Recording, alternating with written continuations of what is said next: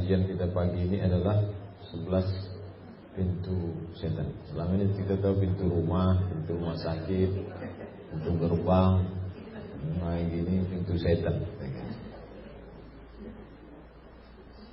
Muqaddimah. Apa yang dimaksud dengan pintu setan? Setan masuk ke hati manusia melalui pintu-pintu. Pintu masuk dia ke hati itu yang dimaksud dengan.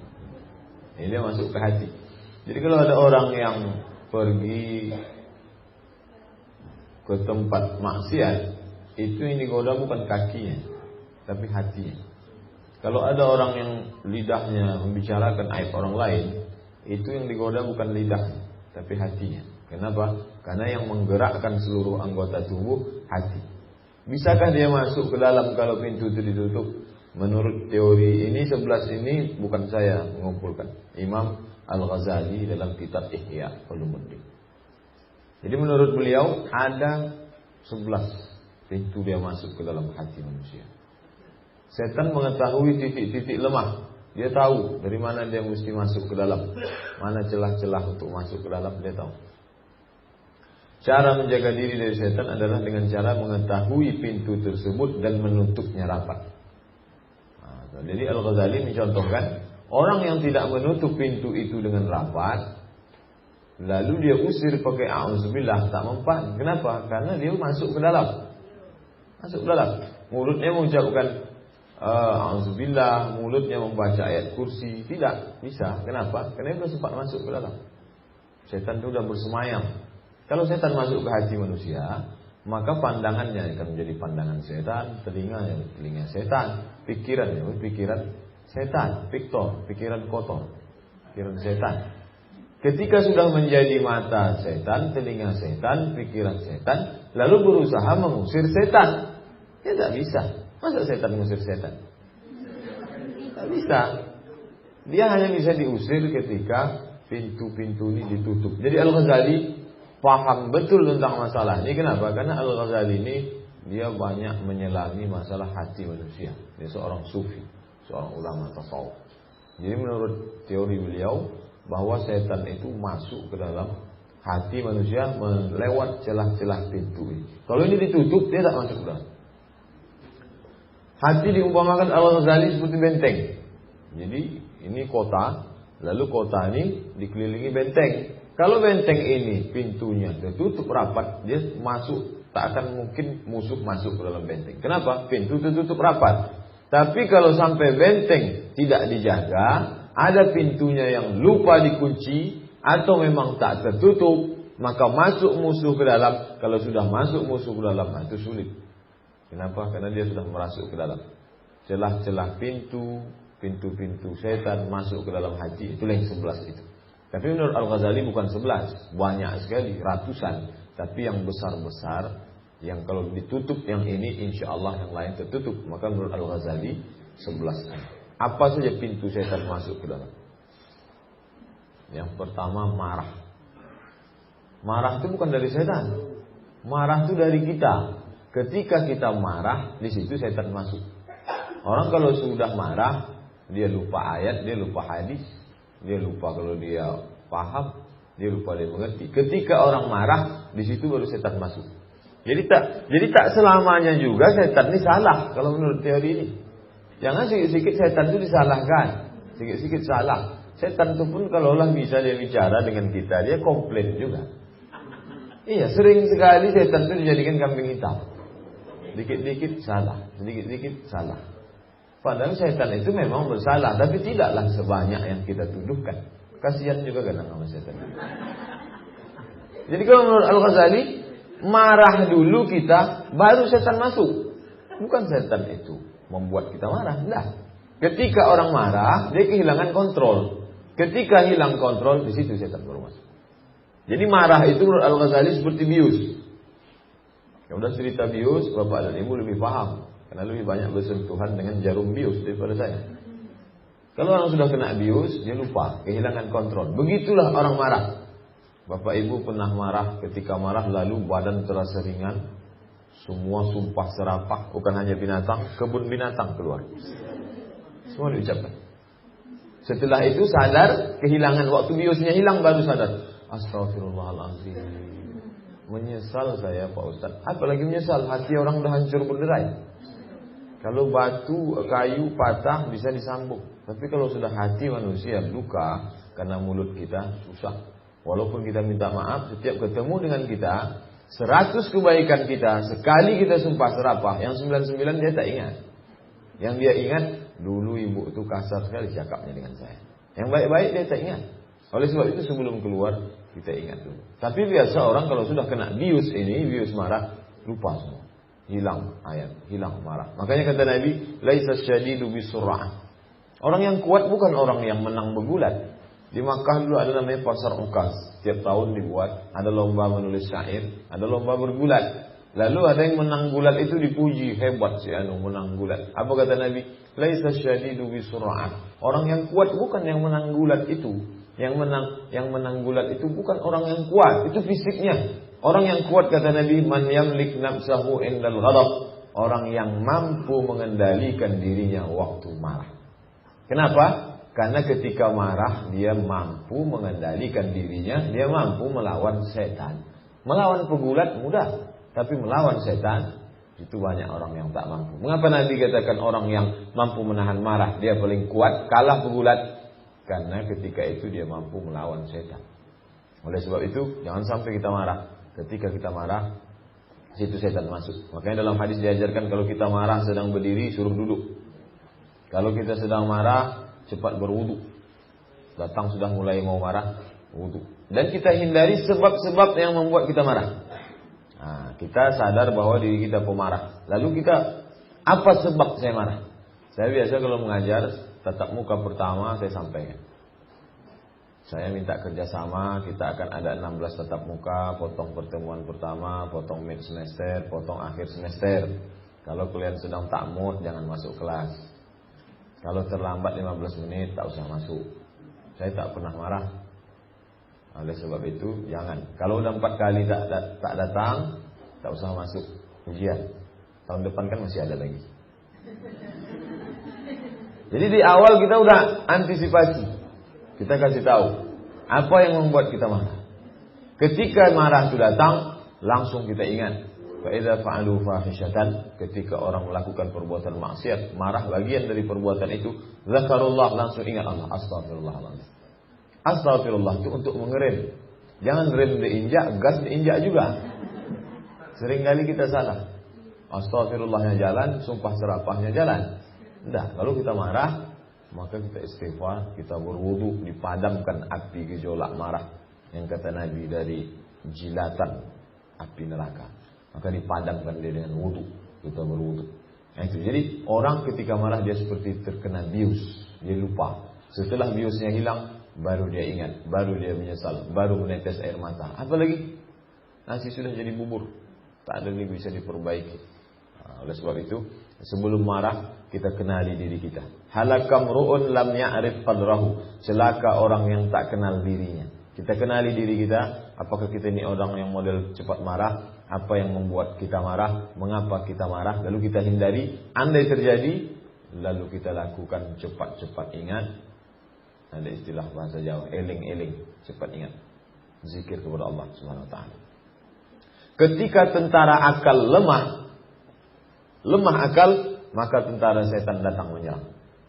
Ketika orang dalam keadaan konsentrasi, dia ingat ayat, dia ingat hadis, dia ingat zikir, dia ingat berselawat, setan tak masuk. Tapi ketika dia terkena bius, lemah, dikuasai oleh amarah, ketika itu daya akal lemah, disitulah setan masuk. Ketika pintu terbuka, masuk dia ke dalam. Kalau sudah masuk ke dalam, susah mengusirnya.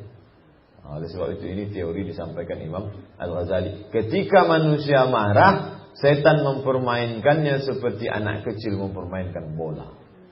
Mengapa bola itu bisa diputar ke kiri, ke kanan, dilempar ke atas, ke bawah? Karena dia tak punya kuasa. Mengapa orang yang sedang marah tak punya kuasa? Karena dia kena bius. Maka kita disuruh cepat sadar. Menyadarkan diri. Menyadarkan orang lain mudah. Menyadarkan diri sendiri jauh lebih sulit. Oleh sebab itu kita mengontrol diri. Dari Abu Hurairah radhiyallahu anhu, Datanglah seorang laki-laki bertanya kepada Nabi. Apa kata dia? Ausini ya Rasulullah, berikan pesan kepadaku. Apa kata Nabi? La taghdab, jangan marah. Dia tanya lagi, beri pesan lagi ya Rasulullah. Kata Nabi, la taghdab, jangan marah. Dia tanya lagi, kasih lagi ya Rasulullah. Kata Rasulullah, la taghdab, jangan marah. Berapa kali dia tanya, Nabi katakan, la taghdab, la taghdab, la taghdab, jangan marah. Mengapa kata Nabi jangan marah? Ketika kita marah, kita sedang mengatakan, ahlan wa sahlan ya syaitan, welcome to my heart, I am coming, kata setan. Oleh sebab itu, kita kenali diri, hindari marah. Andai pun marah, langsung cepat ingat, zakarullah fastaghfiru lidzunubihim, minta perlindungan. A'udzubillahi minasyaitonir rajim. A'udzubillahi minasyaitonir rajim. Dari Abu Hurairah radhiyallahu anhu. Apa kata Nabi? Laisa syadidu bisur'ah. Orang yang kuat bukan yang menang bergulat. Wa innamas syadidul ladzi yamliku nafsahu 'indal ghadab. Orang yang kuat, orang yang sanggup mengendalikan dirinya ketika dia marah. Artinya apa? Marah itu ada dalam diri manusia. Siapapun dia ada marah. Bedanya apa? Bedanya ada yang mengendalikan marah, ada yang dikendalikan oleh amarah. Jadi marah bukan dari syaitan. Marah dari diri sendiri. Menurut Al-Ghazali, lewat marah itulah syaitan masuk ke dalam hati manusia. Tapi jangan pula terlalu melo. Habis mendengar pengajian ini langsung tak marah-marah. Apapun dilakukan tak marah. Jangan marah, karena kata Pak Ustaz, kalau marah berarti masuk syaitan. Anda boleh marah. Kapan? Marah karena Allah. Jadi Nabi pun pernah marah. Apa kata Nabi? La yantahiyanna rijalun an tarkil jamaah. Hendaklah mereka yang meninggalkan salat berjamaah itu berhenti. Kalau tidak, la uharriqanna buyutahum. Aku akan membakar rumah mereka. Kira-kira masuk akal tak bunyi kalimat begini Nabi mengucapkannya sambil senyum? Aku akan bakar rumah mereka. Tak mungkin. Aku akan bakar rumah mereka. Marah. Ini ungkapan marah. Loh, katanya jangan marah. Marahnya karena Allah. Marah bukan karena orang itu, tapi karena perbuatannya meninggalkan salat berjamaah. Oleh sebab itu, tengok marah. Tak salat berjamaah, Nabi marah. Tapi ada orang Arab Badui yang buang air kecil dalam masjid, Nabi tak marah. Kok tak marah? Kenapa yang salat berjamaah mereka tak lakukan, Nabi marah? Karena mereka tahu. Orang Arab Badui tadi Nabi tak marah. Kenapa? Karena memang dia tak tahu. Orang yang tak tahu dimaafkan. Seringkali kita marah bukan karena Allah. Marah karena kemauan kita sendiri. Marah karena memperturutkan hawa nafsu. Oleh sebab itu, orang yang beriman, dia bukan tak marah. Dia menempatkan amarah. Nah itu jadi perlu. Kalau salah-salah paham, dibaca hadis menahan marah, lalu tak marah-marah. Jelas-jelas melakukan perbuatan dosa, maksiat, anaknya, istrinya, tak marah. Ini jelas salah. Bukan maknanya tak marah. Marah pada tempatnya. Meletakkan amarah pada tempatnya. Oleh sebab itu, Bapak dan Ibu hadirin yang dimuliakan Allah Subhanahu wa taala, berkaitan dengan marah ini, Islam agama yang sangat manusiawi. Bahwa manusia punya amarah, ya, Islam tak melarang orang untuk tidak marah. Islam tidak melarang orang untuk marah, tapi Islam mengajarkan menempatkan marah pada tempatnya. Nah, inilah amarah, salah satu pintu syaitan. Jadi jangan sampai kita marah tak tentu arah sampai syaitan masuk ke dalam. 2. Tamak. Tamak itu bahasa Arab, tamak. Kalau kitanya serakah, rakus, keinginan yang amat sangat berlebihan. Itu bukan dari setan. Jadi kalau ada orang tamak lalu ditangkap, kenapa kamu tamak? Ini saya digoda setan. Oh, setan itu marah juga setan. Saya enggak, kata setan. Tak ada saya goda kamu, tamak itu dari kamu. Ketika orang tamak baru setan masuk. Jadi tamaknya dari diri sendiri. Dari mana datang tamak? Dari suka. Jadi berawal dari suka. Suka 10%. Ketika datang tamak, dia meningkat. Awalnya suka, lalu tamak. Suka kepada harta, berubah menjadi tamak. Suka kepada jabatan, berubah kepada tamak. Suka kepada kekuasaan, berubah menjadi tamak. Dalam bahasa Arabnya, at-tam'. Apa kata Abu Darda dari Nabi SAW? Hubbuka syai' yu'mi wa yusib. Cintamu, sukamu kepada sesuatu, yu'mi wa yusib. Yu'mi buta, yusib itu telinga. Kalau suka pada sesuatu, maka buta dan tuli. Makanya orang barat menyebut love is blind. Cinta itu buta. Tapi dalam hadis Nabi, cinta tak buta. Cinta membuat buta. Bukan, dia tak buta. Apa makna buta dan tuli? Bukan berarti orang yang suka pada sesuatu dia lantas buta. Enggak. Matanya tak lagi berfungsi. Sama macam kita tegak, lalu ada orang menginjak kaki kita. Kita bilang, kamu buta ya? Bukan berarti dia buta. Matanya tetap melek, tapi tak berfungsi seperti yang semestinya. Orang kalau sudah suka sesuatu, matanya tak berfungsi, telinganya tak berfungsi. Apa maknanya? Dia tak lagi melihat raut wajah orang yang mengejek sebagai bentuk ketidaksukaan. Cuek. Dia tak lagi memperdulikan cakap orang, gunjingan orang. Cuek. Apa? Kalau begitu dia tak dengar. Dia dengar, tapi tidak menimbulkan efek. Na'udzubillah. Cinta kekuasaan. Makanya jangan heran kita menengok orang menghalalkan segala cara untuk mendapatkan kekuasaan. Cinta, suka berubah menjadi tamak. Ketika itu maka mata tertutup, telinga tertutup. Tak lagi berfungsi. Ketika orang mengejek, mencela, menurut kita yang menonton di TV, didengar di berita, ini kata-kata sudah kasar, ini sudah tak layak, ini unjuk rasanya sudah mengerikan. Tapi dia tidak melihat itu. Kenapa? Matanya tertutup, telinganya tertutup. Apa yang menutup itu? Rasa suka yang ada di dalam. Jadi boleh jadi yang kita tengok dengan yang ditengok orang, objeknya sama tapi efeknya berbeda. Mengapa berbeda? Karena kita menengoknya dengan mata yang berfungsi, dia melihat dengan mata yang tak berfungsi. Sehingga tak memberikan dampak apa-apa. Sekasar apapun cakap, sehebat apa. Saya yakin Bapak dan Ibu pernah mengalami sendiri atau menengok orang lain yang sudah dinasehati pakai cakap kasar, pakai halus, tak lagi. Apa sebab? Karena tamak sudah bersarang di dalam. Ketika orang tamak diawali dari suka, lalu kemudian tamak, disitulah baru masuk setan ke dalam. Kenapa? Dia sudah membuat satu lubang dalam hatinya untuk setan masuk ke dalam. Tamak diawali dari rasa suka. Makanya dalam Al-Quran kita selalu diwanti, kita selalu diingatkan, jangan suka kepada sesuatu, kepada orang melebihi suka kepada Allah Subhanahu wa ta'ala. Basirah, basar, cahaya mata, penglihatan. Penglihatan hati disebut basirah. Cahaya hati akan memberitahukan pintu setan. Akan tetapi ketika tertutup oleh tamak, maka ia tak dapat melihat. Kita punya basirah, setiap orang punya. Itu yang disebut Allah dalam Al-Quran, la ta'mal absaru walakin ta'mal qulubul lati fis sudur. Yang buta bukan matanya, tapi hatinya. Apa yang menyebabkan hati buta? Tamak. Ketika hati belum buta, dia bisa bedakan. Tapi ketika sudah dikuasai tamak, maka tak lagi bisa membedakan mana hak, mana batil.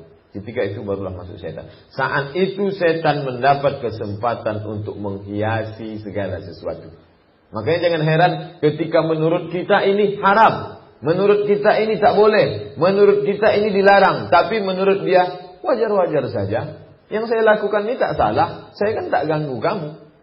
Mengapa menurut kita haram, menurut dia halal? Zuyyina lahum su'u a'malihim. Setan menghiasi. Setan sudah mulai bermain.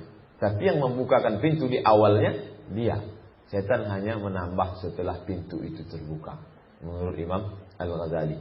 Sampai kapan dia hiasi itu? Sampai terlampiaskan apa yang ingin dilakukan setan. Meskipun pada yang haram. Oleh sebab itu jangan sampai kita ketika nasihat tak lagi masuk. Kenapa? Karena serakah sudah menutup telinga. Wa fi udhunihim waqra. Di telinga mereka ada sumbat. Wa ala absarihim ghishawah. Di mata mereka ada selaput. Apa yang menutupi itu? Tamak. Na'udzubillah. Ini pintu kedua masuknya syaitan ke dalam hati. 3, kenyang. Imam Al-Ghazali, kenyang masuk. Jadi ketika orang makan, kemudian sampai dia pada tahap kenyang, itu dia sudah membukakan pintu syaitan untuk masuk. Tamak dia tidak. Cinta pada sesuatu berlebihan tidak. Marah bisa dia tahan. Saya kalau marah bisa saya tahan Ustaz. Tapi kalau gula ini tak bisa saya tahan. Pantang sama saya. Pantang dekat. Nah, ini ketika kenyang, Ada 6 kata Imam Al-Ghazali. Pertama, menghilangkan rasa takut kepada Allah. Ini berdasarkan percobaan, tak ada dalam hadis. Ini Imam Al-Ghazali berdasarkan perenungan dia, pemikiran dia bahwa orang kalau terlalu kenyang, itu rasa takutnya hilang. Kalau tak percaya, makanlah kenyang-kenyang. Yang kedua, menghilangkan rasa kasih sayang kepada sesama makhluk. Mengapa kita disuruh puasa sebulan? Itu menimbulkan, membangkitkan rasa takut, rasa kasih sayang. Kalau sudah terlalu kenyang, jadi kenapa kita tonton TV? Mengapalah yang berdasi, yang berjas itu tak ada lagi sayangnya. Beras raskin dimakan, bantuan subsidi untuk orang tak mampu dimakan. Kemana rasa kasih sayangnya? Hilang. Akibat apa? Terlalu sering kenyang. Maka kita disuruh lapar. Paling tidak dalam setahun sebulan lapar. Kapan? Ramadan. Paling tidak dalam sebulan 3 hari lapar. Kapan? 13, 14, 15. Paling tidak dalam seminggu 2 hari lapar. Kapan? Senin, Kamis. Untuk apa? Mengikis sensor. Ada detektor logam tu yang tak berbunyi lagi waktu kita lewat. Apa sebab? Tertutup kerak debu. Maka dia mesti dibuang itu. Akibat apa? Terlalu kenyang. Menghilangkan kasih sayang kepada sama makhluk. Menghambat ketaatan. Kalau kenyang, menghambat ketaatan. Kalau belum kenyang, dia solat bisa khusyuk. Kalau sudah, maka ayat yang panjang menjadi pilih ayat yang pendek. Karena sudah berat tegak. Solat pun menjadi berat. Kalau tegang urat perut, kendur urat mata. Itu sudah teori. Jadi solat berat, berzikir berat, bawaan mau tidur. Menghambat ketaatan kepada Allah. Menghambat pendengaran, mendengarkan kata-kata hikmah. Nasihat, ceramah, hadis, ayat. Itu tak kenyang. Bawaannya mau menguap. Kenyang. Itu salah satu bahaya. Bukan menurut saya, menurut Imam Al-Ghazali. Ini semua saya kutip. Al-Ghazali jangan marah. Ustaz ini nyindir saya. Nah, ini kata Imam Al-Ghazali. Kata-kata hikmah yang buat sebagian orang, Pak Ustaz tadi waktu mendengar tu Masya Allah masuk ke hati saya. Tapi buat sebagian orang biasa-biasa aja, tak ada masuk apa. Kenapa? Apa yang menghalang? Kenyang. Tak lagi masuk ke telinga. Ada urat saraf tu yang tak berfungsi karena terlalu kenyang. Disumbat dia sama gulai, sama nasi, kolesterol dan lain sebagainya. Disumbat, tak lagi masuk ke dalam. Kemudian jika menyampaikan nasihat tak menyentuh hati. Jadi yang mendengarkan itu kalau kenyang. Begitu juga yang menyampaikan. Kalau yang menyampaikan itu terlalu kenyang, itu pun tak juga masuk. Kata siapa? Imam Al-Ghazali. Kalau yang menyampaikan itu terlalu kenyang, masuk tak masuk, wallahu a'lam bishawab. Saya habis makan tadi. Kalau tak masuk ke telinga ibu, tak masuk ke hati, 2 kemungkinan. Mungkin ibu yang kenyang atau saya yang kenyang. 2 kemungkinan. Karena kata Al-Ghazali, menghambat pendengaran bagi yang mendengar. Yang menyampaikan pula, menyampaikan nasihat tak menyentuh ke hati orang. Jadi ketika kita, Pak Ustaz anak saya ini udah seringlah saya nasihat, tak juga mempan. Ada 2 kemungkinan. Anak itu yang sering kenyang atau ibunya terlalu banyak kenyang. Terakhir, menimbulkan banyak penyakit. Ini penyakit medis. Dalam Al-Quran diajarkan, kulu, makanlah. Washrabu, minumlah. Tapi wala tusrifu, jangan berlebihan. Nabi itu makan, Nabi itu minum. Bahkan Nabi marah kepada orang yang tak makan, tak minum, tak tidur. Siapa itu? Abdullah bin Amr bin As. Tak makan, tak minum, tak tidur. Lalu diadukan oleh bapaknya. Oh, ketika itu Nabi marah. Kata Nabi, kamu harus makan, harus tidur. Wa ati dzi haqqin haqqahu. Berikan yang berhak itu haknya. Mata haknya tidur, kasih dia tidur. Perut haknya makan, kasih dia makan. Tapi jangan terlalu berlebihan. Islam tak terlalu ke atas, tak terlalu ke bawah. Kulu washrabu wala tusrifu. Kalaulah itu dilaksanakan orang Islam, dia akan sehat dan terhindar. Terlalu kenyang membuka pintu setan. Apalagi waktu makan itu tak baca bismillah. Allahumma barik lana fima razaqtana wa qina adzabannar. Ada sebagian orang memang tak mau baca. Kenapa tak baca doa? Kalau tak ada setan tak sedap makan nih Pak Ustaz. Yang sudah terlalu bersahabat dengan setan, sampai tak sampai hati kalau tak makan dengan setan. Nah, jadi kalau sudah makannya tak minta perlindungan kepada Allah dari gangguan setan, lalu kemudian sesudah kenyang menyediakan setan untuk masuk, nauzubillah. Oleh sebab itu Ini pendapat Imam Al-Ghazali, seorang ulama besar, seorang ahli dalam bidang masalah hati. Kita ikut ijtihad dia, ini tentunya berdasarkan percobaan beliau. Kenyang. 4, gemar hiasan berlebihan. Hiasan di sini tidak dalam hiasan yang kita pahami, lipstik, celak, colek, segala macam. Yang dimaksud dengan hiasan di sini, hiasan secara umum. Hiasan pakaian, hiasan rumah, hiasan kendaraan, hiasan apapun namanya yang bersifat aksesoris. Hiasan ini sama macam makanan. Ada orang makan tuh nasi, ikan, cukup. Tapi ada tak cukup. Dia mesti ada sayurnya, ada ininya, ada dessertnya, ada cuci mulutnya, ada makanan penghantar, makanan pertengahan, makanan penutup. Banyak sekali. Begitu juga dalam aksesoris ini. Ada orang yang pakaian biasa saja. Tapi ada aksesoris, harus pakai ini, harus pakai itu. Saya termasuk yang tak pakai aksesoris. Mungkin mana-mana tak pernah saya pakai sorban, pakai ini. Akhirnya kalau saya ceramah ke masjid, seringkali kata panitia, kalau yang tak kenal, karena ustaz tidak datang, maka kita batalkan pengajian malam ini. Ceramah saya di Siak pertama kali, masuklah Pak Wakil Bupati, duduk sebelah. Di sebelah saya Taman Madinah, kawan. Saya di tengah, baru sebelah. Jadi bertanya ke sebelah saya, tanya, katanya ustaz kita yang akan ceramah ini LC ya? Jadi aksesoris itu satu sisi ada manfaatnya, menunjukkan status sosial. Kalau tidak, ini orang tak jelas. STJ, status tak jelas. Tapi dalam hal tertentu hiasan berlebihan masuk syaitan. Nah, jadi berpakaian kalau sudah menutup aurat ya sudah cukup.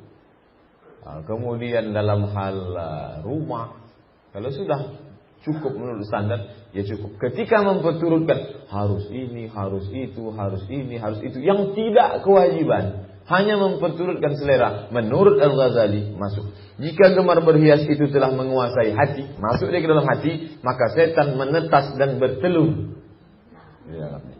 Oh, kalau begitu setan itu sejenis unggas Pak Ustaz. Nah, ini ungkapan Al-Ghazali. Jangan dipahami secara tekstual. Dibayangkan setan itu macam angsa. Dah. Ini maknanya dia mulai berkembang di dalam hati manusia seperti ayam, seperti nyamuk, seperti unggas yang bertelur, lalu kemudian beranak pinak di dalam. Ketika gemar berhias, berhias itu bukan hanya perempuan, laki-laki bisa juga berhias dengan membentuk macam aksesoris itu, ini segala macam. Setelah itu terus mengajak untuk menghiasi diri, pakaian, rumah, dan lain-lain sebagainya. Kemudian jika setan telah berhasil pada satu titik, maka dia tak perlu menggoda yang lain. Dia hanya menggoda sampai pada garis start awalnya saja. Sesudah dia berhasil pada satu, yang selanjutnya dia sudah biarkan. Saya tak goda kamu lagi, kamu jalan sendiri saja ya.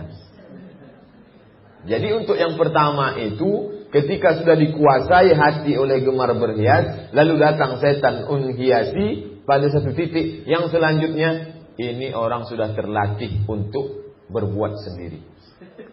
Dia lakukan itu sendiri. Jadi saya berceramah di Maulid Nabi di apa nama tempat? Rokan 4 Koto.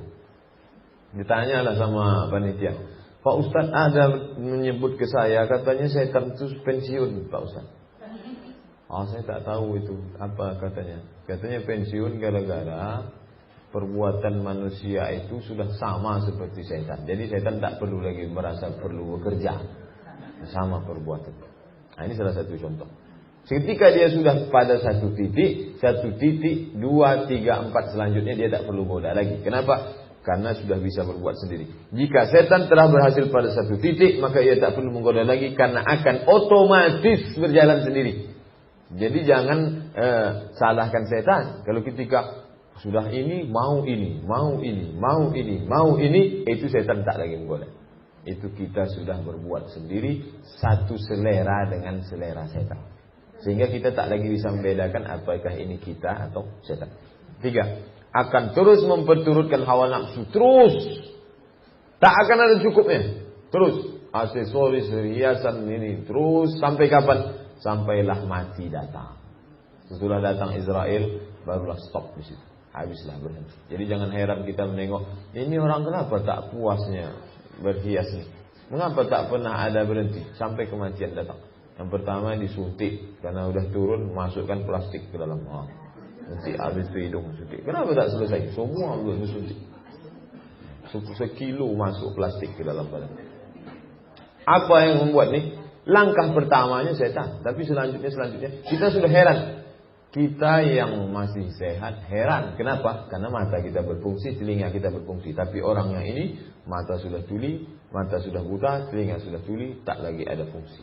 Jadi kita mesti bedakan. Tak semuanya. Al-Ghazali ingin menjelaskan, tak semuanya salah setan. Setan hanya masuk ke dalam hati, pintu kita yang membuka. 5. Terlalu mengharap pada orang lain. Boleh berkawan dengan orang, boleh punya harapan pada orang lain, boleh minta pada atasan. Tapi ketika terlalu over berharap, maka apa yang terjadi? Ada 6. Jika rasa terlalu berharap telah menguasai hati, maka setan menumbuhkan rasa senang mencari muka, ria. Akhirnya apa? Cakap dipoles selembut mungkin, kemudian melakukan sesuatu supaya ditengok. Itu pemicunya apa? Bukan setan. Setan hanya membungakan di dalam hati. Itu awalnya dipicu oleh terlalu berharap pada orang lain. Oleh sebab itu dilarang, jangan terlalu banyak berharap pada orang lain. Bahwa kita ada interaksi sosial, tapi jangan pula dipahami lalu memutuskan kontak hubungan dengan orang. Ini pun salah. Kita tetap berinteraksi sosial, kita tetap punya atasan, kita tetap punya bawahan, kita tetap punya orang yang kita harapkan bantuannya, tapi kita tidak mengharapkan terlalu berlebihan sehingga menyebabkan kita akhirnya cari muka. Ini istilah bahasa kita, dengan perbuatan yang tidak semestinya. 2. Selalu berpikir untuk menyenangkan. Selalunya berpikir untuk menyenangkan. Asal bapak senang, yang penting senang. Jadi laporan itu benar atau tidak, fiktif tak penting. Yang penting bapak senang. Itulah yang membuat Soeharto dulu lama bertahan di atas. Ketika ditanya bawahan-bawahan, apa saya masih layak jadi presiden? Bapak dari Sabang sampai Merauke menginginkan bapak untuk tetap di atas. Apa sebab? Rasa yang berlebihan kepada atasan. Yang penting senang. Dia tak lagi halal haram, tak layak tak layak. Yang penting atasan saya ini senang. Terlalu berharap pada orang lain. Dan ini tidak hanya pada hubungan atasan bawahan di kantor. Hubungan suami istri bisa juga. Hubungan antara ustaz dan jamaah bisa juga. Hubungan antara rekanan bekerja bisa juga. Yang penting orang lain senang. Tak lagi penting apakah ini ridha Allah atau tidak, apakah ini boleh atau tidak. Yang penting senang. 3. Sanjungan tidak sesuai dengan kenyataan. Kalimat yang keluar mulai hiperbola. Kalimat yang keluar mulai bombastis. Tak lagi sesuai dengan kenyataan. Silap-silap jatuh kepada hipokrit, munafik. Apa sebab? Karena terlalu berlebihan mengharapkan orang lain. 4. Sikap pura-pura. Lain di hati, lain di mulut. 5. Meninggalkan amar ma'ruf nahi mungkar. Tak lagi berpikir tentang amar ma'ruf nahi mungkar. Amar ma'ruf kalau saya ajak dia buat baik, dia tersinggung, tak perlu saya ajak. Nahi mungkar kalau saya buat dia ajak larang nahi mungkar, dia tersinggung, tak perlu. Maka amar ma'ruf tak jadi, nahi mungkar pun tak jadi.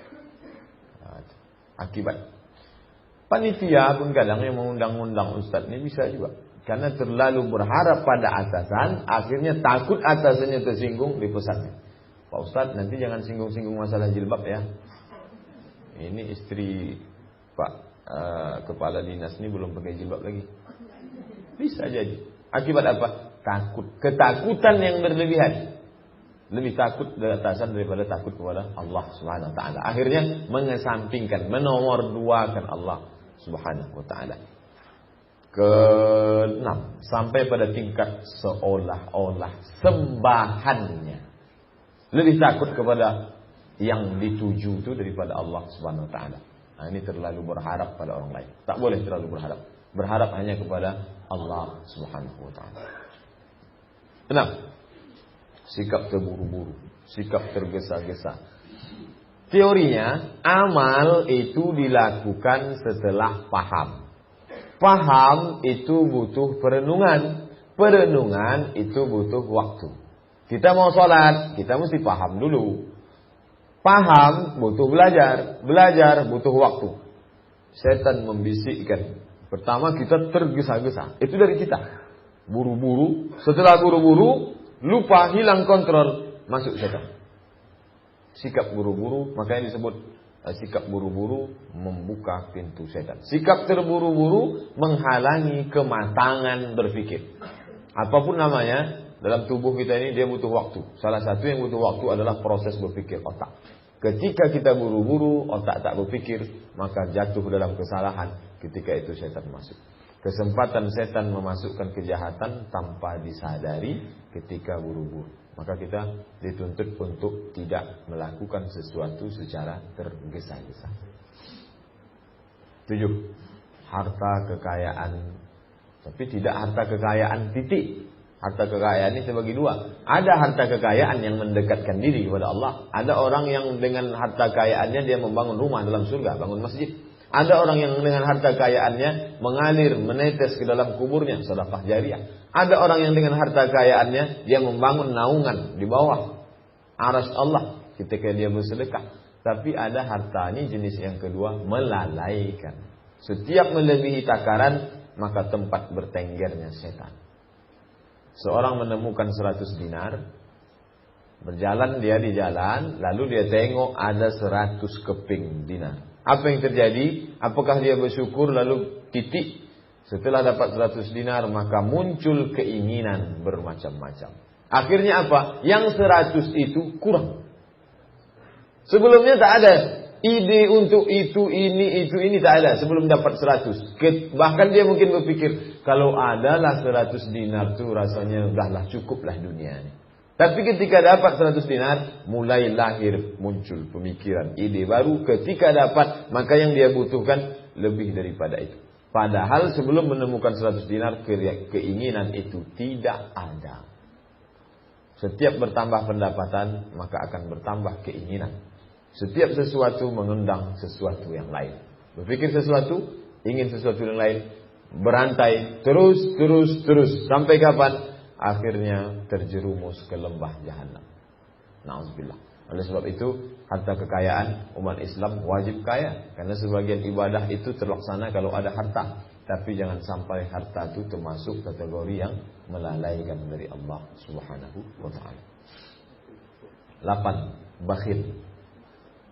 Pelit, kikir. Bakhil mencegah berinfak. Ada orang yang sudah siap-siap mau berinfak, tiba-tiba datang bakhilnya, berhenti. Bakhil mengajak menumpuk harta. Jadi bakhil ini tidak ingin yang ada pada dirinya keluar, akhirnya tertahan. Bakhil ini ingin supaya yang ada di luar masuk ke dalam. Nah, jadi dua cabang bakhil. Satu yang di dalam dipegang, dua milik orang lain ditarik. Nah, ini pekerjaan bakhil. Bakhil ini dari manusia. Kemudian ketika orang bakhil, maka dia buka pintu setan masuk. Akhirnya setan membumbui bakhil tadi sehingga menjadi tidak lagi merasa bersalah dan merasakan kenikmatan dalam kebakhilan. Kemudian senjata terampuh setan adalah rasa takut miskin. Ditanamkannya ke dalam hati itu, setelah orang tadi bakhil, disuntikkannya ke dalam hati rasa takut miskin. Jangan kamu sedekah, nanti kalau kamu sedekah susah habis ini semua. Berentet pikiran terus. Ini semua berawal daripada bakhil. 9. Fanatisme. Fanatisme, sikap over terlalu berlebihan. Apakah itu pada guru, apakah itu pada mazhab, apakah itu pada tokoh, apakah itu pada satu pendapat. Fanatisme yang berlebihan, akhirnya apa? Kalau sudah fanatisme, sibuk dengan cacian. Makanya tak heran kita dengar orang mencaci maki, menyumpah serapah gara-gara fanatisme. Yang kedua, mencari-cari kekurangan kelompok lain. Yang ketiga, setan membangkitkan imajinasi bahwa yang sedang dia lakukan itu kebaikan. Ketika dia sedang mencaci maki, dia sangka yang dia lakukan itu kebaikan. Ada dua orang perempuan, satu jilbabnya pendek, satu jilbabnya panjang. Yang panjang mengejek yang jilbabnya pendek. Itu tidak syar'i itu. Dia sangka dia sedang melakukan kebaikan. Padahal sebenarnya setan sedang membangkitkan imajinasi. Ada yang satu solat subuh pakai kunut, satu tak pakai kunut. Yang pakai kunut mengejek yang tak pakai kunut. Yang tak pakai kunut mencela yang berkunut. Merasa sedang membangkitkan kebenaran. Padahal sebenarnya setan sedang membangkitkan imajinasi seolah-olah dia berada dalam kebenaran. Itu yang disebut Allah dalam surah Al-Kahfi, wa yahsabuna annahum yuhsinuna sun'a. Mereka menyangka sedang berbuat baik. Padahal sebenarnya dia sedang dipoles setan merasa berbuat baik. Na'udzubillah. Inilah godaan yang paling banyak, yang paling tidak bisa dilepaskan umat Islam. Kalau godaan minum khamar, orang tahu. Orang yang minum khamar tahu bahwa ketika minum itu dia salah. Orang yang berzina tahu bahwa ketika berzina itu dia salah. Tapi ketika orang melakukan ibadah, dia sangka ibadah itu baik. Ternyata ibadah itu hanya imajinasi setan. Dianggap baik padahal tidak baik. Itu yang kita sulit membedakan. Oleh sebab itu kita mesti menghilangkan diri dari fanatisme. Salah satu cara menghilangkan diri fanatisme, ilmu, keyakinan, pemahaman yang benar.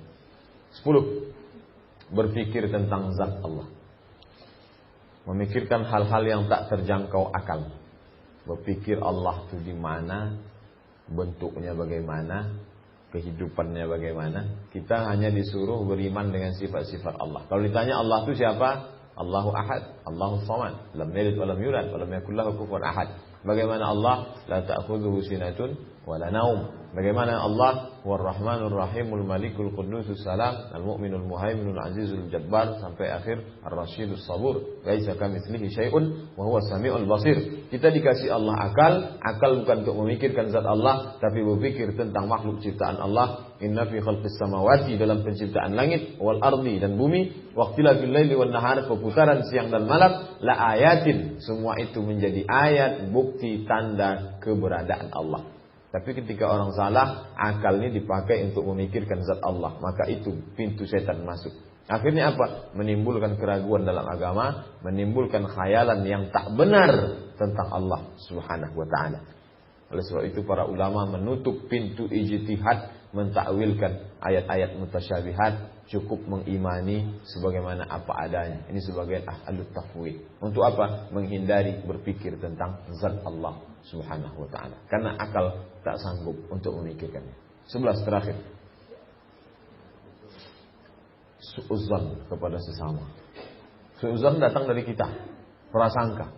Lalu kemudian ketika orang bersu'udzan, terbuka hatinya, setan masuk membumbui su'udzan.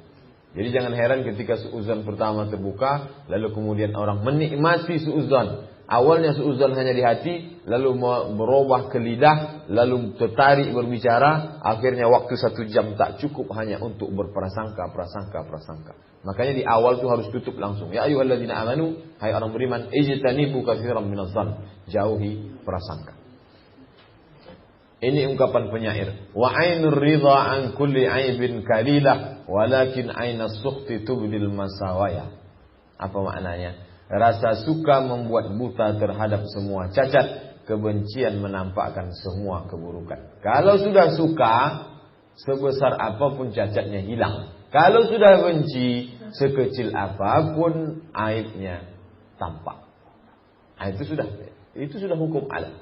Itu sudah syairnya gitu. Oleh sebab itu, maka kita disuruh suka karena Allah, benci pun karena Allah. Bukan karena mengikutkan perasaan, mengikutkan prasangka. Kenapa? Karena prasangka sesuatu yang tak ada kepastian di dalamnya. Apabila terapi mengusir, apakah terapi mengusir setan? Apakah cukup dengan zikir dan ucapan auzubillah? Menurut Al-Ghazali, menutup pintu-pintu tersebut dan membersihkan hati dan sifat tercela. Jadi kata beliau, bukan mengusirnya dengan auzubillah, bukan la ilaha illa huwal hayyul qayyum. Kalau dibukakan 11 pintu itu masuk dia ke dalam, lalu diucapkan juga auzubillah, maka mubazir. Orang mubazir saudara setan. Menurut Al-Ghazali, caranya tutup pintu itu rapat, bersihkan hati, barulah mengucapkan auzubillah dan doa-doa. Apabila sifat tersebut telah dibersihkan, maka setan hanya menciptakan lintasan dalam hati. Hati bersih, pintunya terkunci, hanya ada lintasan. Terlintas suudzon, terlintas prasangka, terlintas. Lintasan itulah yang diusir dengan astaghfirullah, diusir dengan Allahu la ilaha illa huwal hayyul qayyum, diusir dengan a'udzubillahi min hamazatis syayatin. Selama dia tidak tertutup lalu bercampur aduk antara setan dengan zikir, akhirnya dia tak berfungsi sebagaimana mestinya.